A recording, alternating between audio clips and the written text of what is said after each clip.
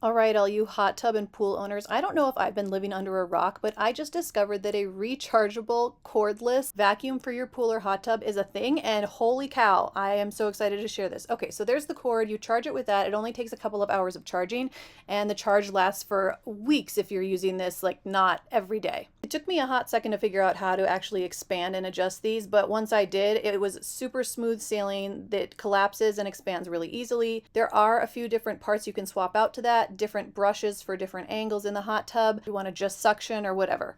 The bristles are not too firm, they're not too flimsy, so they actually do a good job of getting stuff off of the floor or the walls that you need them. All right, let's put this thing together. Don't forget that when you unplug the cord from the wall, that you need to put this little waterproof silicone thing in place so that water doesn't get inside the charging component. Screw on the handle, adjust it to whatever size you want that's appropriate for your height. See, it's nice and sturdy, it's not gonna slip. And this is how high it comes up at the highest setting on me, and I am 5'8".